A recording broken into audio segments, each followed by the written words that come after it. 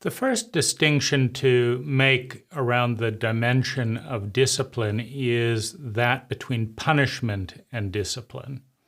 Punishment is the infliction of pain for revenge or retribution, and discipline is the imposition of a corrective force for the purpose of teaching, stopping unnecessary suffering, making amends, etc. And so it's a very different it's a very different paradigm. Discipline includes empathy and comes from a place of the constructive parent. Punishment comes from the reptilian brain as a discouragement of future sociopathic behavior. So if you're dealing with a crocodile will not, and the reptilian brain cannot learn through discipline. It learns through pain. And since the reptilian brain is sociopathic, the only pain that matters is the pain directed at the sociopath themselves. And so to train a traumatic brain not to behave sociopathically, you have to physically beat that brain into enough pain where the programming shifts such that the abuse will not be reenacted. And so this is the distinction. Now, in Western cultures, most of discipline occurs at home with some form of punishment, at school with some form of punishment, or in the judicial system, which is usually about punishment. It's not actually engaged in a training of new behavior, or in most cases about righting the wrong that's been done. If I tip over your lunch box and all your food is dirty, number one, and because of that, you're hungry. Number two, and because of that, I don't do well on the math exam that afternoon because my blood sugar isn't the way it should be. And number three, I don't get into a good college because of that test. There's a lot of impacts on my life around that lunchbox, number one. Number two, nobody's tracking the correlation of impact. And number three, regardless of what happens, it's usually not focused on righting that imbalance and seeing that it doesn't happen again. And so one of the core benefits of having a community enactment around discipline for the purpose of generating sustainable well-being is the opportunity for everyone to learn. And this is also a very big difference between punishment, which carries with it a scapegoating message, and discipline. Because when you punish the perpetrator who punished the victim, the message is that the behavior that's going on is all about the perpetrator, meaning the perpetrator who knocked over the lunch things on purpose is flawed and therefore needs to be punished. But we're not actually looking at the ecology of the community. The question is, how is it in a healthy culture that a perpetrator who feels malice and maybe invisible, what is the perpetrator looking for? first of all, in that thing? Is it revenge for a humiliation? Maybe maybe the woman or the girl that was that the perpetrator was interested in dating chose the other guy and left the perpetrator feeling small and unattractive and unlovable, and that led to self-beating up and humiliation. Why are you so dumb? Why you can never get the girl, da-da-da. And after enough beating of self up, there was this tremendous hatred that the only way that I'm going to stop beating myself up is, if that guy disappears. But I'll get in trouble if I kill that guy or, whatever. And so, but I'm going to look for some opportunity to make him feel small. Okay, so let's just pretend that that's actually what was going on. And then walking by, there's just knock the lunch over, right? And then some small feeling of not being quite so powerless. And so that's what that did for the perpetrator in this dynamic. However, if we just pause right there and say, how is it that nobody understood what was going on for the perpetrator, number one? Number two, how is it that the perpetrator was so psychologically illiterate that their first impulse was to beat themselves up rather than get help? Number three, how is it that the community was not a safe and competent place for those feelings to be talked about? Number four, how is it that the victim was unaware of these feelings and didn't make any effort to clean those up?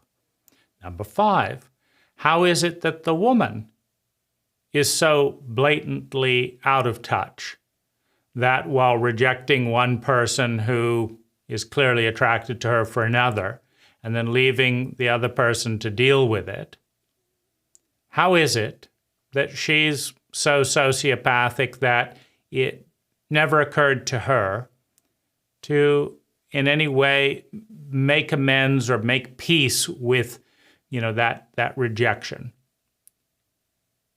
Number seven, how is it that these tender feelings are afraid of being shamed if they come out directly and vulnerably?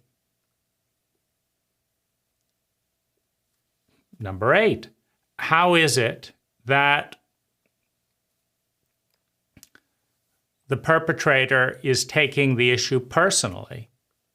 That some people are attracted to this and didn't know in a healthy community of intimacy, didn't know that it was very likely that this person would reject him and choose him because him reminds her of her father or her favorite movie star. How is it in an intimate community that the basic understanding of these things is not even aware, that he's not aware of the imminent rejection? So every one of those areas involved the entire community. How aware, how empathic, how intelligent, how emotionally and psychologically literate, what options are available. Now, if the entire community has colluded to create a shame-based dynamic in which a majority of young men are not only rejected most of the time, but then are shamed and beat themselves up about that rejection, how is it that the perpetrator who first went through all of that is now being punished alone, disciplined alone, lectured alone? We don't do that in this community. Why doesn't the entire community get a lecture about we don't raise emotionally illiterate people and we failed? We don't raise sociopathic girls and we failed. We don't do this and we failed. We failed. And the purpose of acknowledging that is not to beat ourselves up, but to respond to that failure with change. Let's first of all accept that what we're doing isn't working. We told you a year ago not to beat yourself up. You remember that? Yes. But you beat yourself up anyway. Yes. Did it feel good to beat yourself up? No, it felt terrible. But you did it anyway. Yes. Okay, so we don't know what we're doing in this terrain. We don't know that that's not a rational decision, which means we're not competent in this area. So let's learn together. Is anyone else beating themselves up despite being told that that's not a constructive use? Okay. So none of us really here know what we're doing in this terrain. So let's figure it out. How about this? How about this? Does any of this work? And if nothing that we know works, then let's red flag this as this is our research project in progress. Currently, we're in a paradigm where none of us knows how to stop punishing ourselves around romantic rejection. Oh, you do. Okay, so one of our members knows how to stop punishing themselves around romantic rejection and doesn't know why. And none of the other people knows how to do that, and they don't know why. So let's just bubble this as an unknown source of pain, meaning most of us are in pain around this some of the time, and none of us know what to do about it. So having established that absolutely no one in the community knows what they're doing here, including the person who isn't punishing themselves, let's stop blaming and shaming next time someone falls into the trap we as a cult have not figured out how to protect ourselves or our members from. We'll just red flag that area.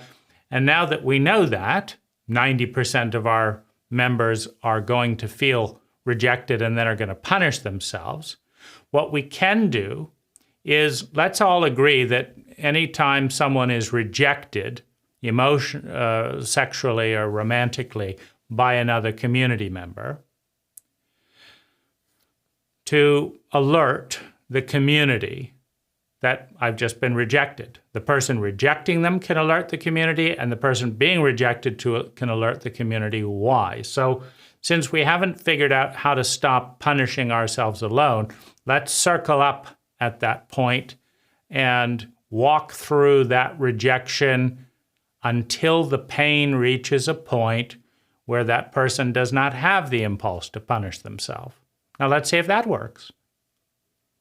Now, if no one presses the button, you rejected him, right? Okay, you didn't press the button. And you were rejected, you didn't press the button. Why didn't you press the button? Well, I felt bad about rejecting. I felt like I was a bad person. I didn't want everyone to know that I had rejected love or whatever. I see. So you put your own feelings about that and all that and stuff. So you thought we would all shame and judge you. Is that true? How many of us are shaming and judging, right? So we look at this as a group dynamic. And we look at it as a maze. You know, that this is a maze that we're stuck in as a group. And we've got to get out of the maze, which means we've got to work together to map out the walls. It's over here. There's a wall there. Then there's a dead end there. Because they say go and do this, but we can't do that because then this happens, right? There's a dead end. So what do we do next? Well, then we try and go here, but we hit this wall over here. You have to map out the maze of beliefs, of paradigms, of language, of habits, of observations and their impact so that you can kind of see where different people in the community are getting stuck so that you can help them through the maze. Could you turn left here? You can do that, and then you can go here. Okay, now you're out of your maze. Is everyone out of their maze? Or, okay, you have a different maze. You got the message that that wasn't very manly, or you got this. Okay, so where could you go that would still be manly? Nowhere. You have nowhere to go and still be manly. So let's go back and look at the code that decides who is and isn't manly. And is there anything we can, like, let's look at the source. Where did you get it? Were those coders competent and intelligent human beings? Or were they fucked up? Because maybe that's the key thing to release the trap is you have these very clear codes, but you got them from very sick people who were so sick they couldn't admit that they were sick. And so you still think they're perfect. Okay, so that's release the energy. They're not perfect. They're sick. And so everything that they imposed, we can let that go. Now let's rebuild it with something a little bit more competent. Now, how are you doing with your maze? Are you out of your maze? See, as a group dynamic, we can be incredibly intelligent navigating this terrain. As individuals in isolation and shame with nobody seeing us and us not seeing ourselves, it's almost impossible to get out. And so the discipline, and the more we understand that we as a community are participating in the setup of a certain dialogue, that nobody's just born and randomly generates this stuff, that there's a setup that is a cult setup that makes it probable that this type of dynamic is going to occur. And so it is appropriate for the cult to edit its script to reduce the probabilities of these things happening and for each person to own their part. Like, I knew this person was shame-based, even though we say we're not that way in the community. I've watched them beat themselves up before. Oh, you did? Okay. So you told everyone we need to have a meeting to help this person stop beating themselves up? No. I just thought, well, that's not my problem. Okay, so we're raising sociopathic people who think that stuff going on in the community is not about them. So how are we as a community failing you that you don't think it's important to help a person next to you in pain? You see, it always comes back to the circle. And it always comes back to the individual, and it always comes back to the circle. Now, the reason to deal with it as a circle rather than as an individual is simple. The circle has 100 times more resources. So you can bring everything in the circle back and shame or blame or demand retribution or fixing from the individual. The trouble is the individual is one, in many ways, a byproduct of the circle, but the other is the individual has the least amount of resources. You can also bring every single thing back to the circle. It's no more or less true, but it is a useful truth. If you bring it back to the circle, you're bringing it back to an entity that has 100 times more resources, that is not afraid of that individual challenge because there's the support of the community.